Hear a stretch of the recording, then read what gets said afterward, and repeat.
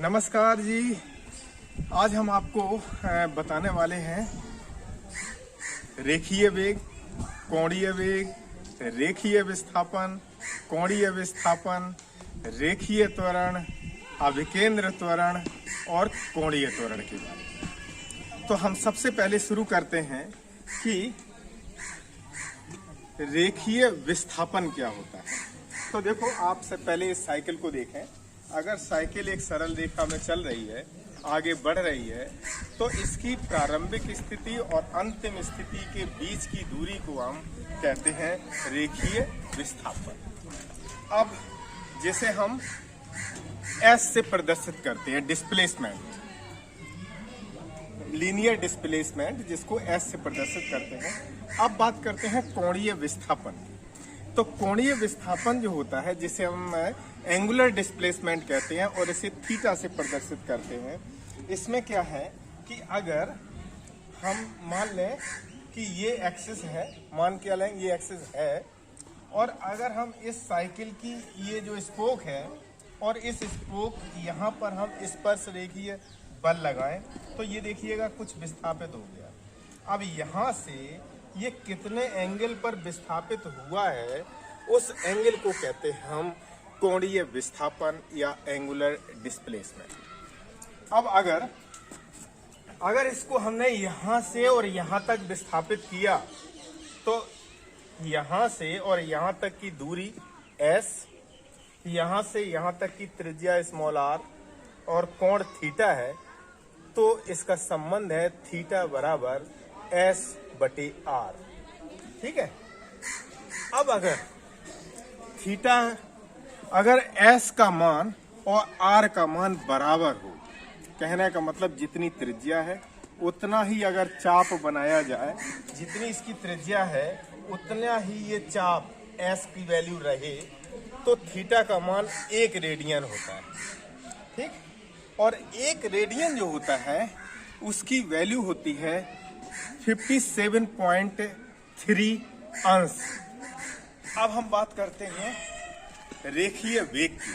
यहाँ से और यहाँ तक कितने समय में साइकिल पहुंची, तो यहाँ से और यहाँ तक का हम विस्थापन निकाल लेंगे और समय से भाग दे देंगे, तो ये निकल आएगा रेखीय वेग। क्योंकि इसमें वस्तु एक सरल रेखा में गति करती है, तो कितने समय में उसने ये निश्चित दूरी तय की है, तो उसके अनुपात को हम रेखीय वेग कहते हैं। अब बात करते हैं कोणीय वेग की। तो कोणीय वेग क्या होता है, हम सब जानते हैं कि अगर 1 सेकंड में, अगर यहाँ से ये एक्सिस है और एक्सिस से यहाँ पे हमने कोई पॉइंट माना और यहाँ से 1 सेकंड में इसने कितना एंगल तय कर लिया है, उसको हम कहते हैं कोणीय वेग। ठीक। या हम और सरल भाषा में और दूसरी एग्जाम्पल अगर दें इसकी कोणीय वेग की परिभाषा, तो यहाँ पे हम बल लगा करके जब इसको स्पर्श रेखीय वेग देते हैं, तो रेखीय वेग परिवर्तन और यहाँ से यहाँ तक की त्रिज्या का भाग अगर दे दें, तो ये वैल्यू निकल आती है कोणीय वेग की। तो अब हम बात करते हैं रेखीय त्वरण की।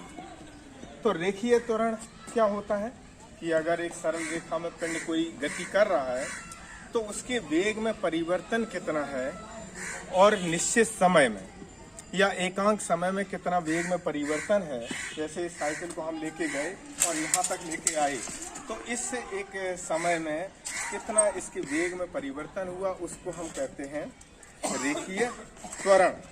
जो वेग में परिवर्तन है उसको हम रेखीय त्वरण कहेंगे। और यहाँ पर अगर हम इसको घुमाते हैं, तो यहाँ पर हम स्पर्श रेखा में जो वेग देते हैं, तो एक निश्चित समय में कितना वेग में परिवर्तन हुआ, उसको हम रेखीय त्वरण कहेंगे।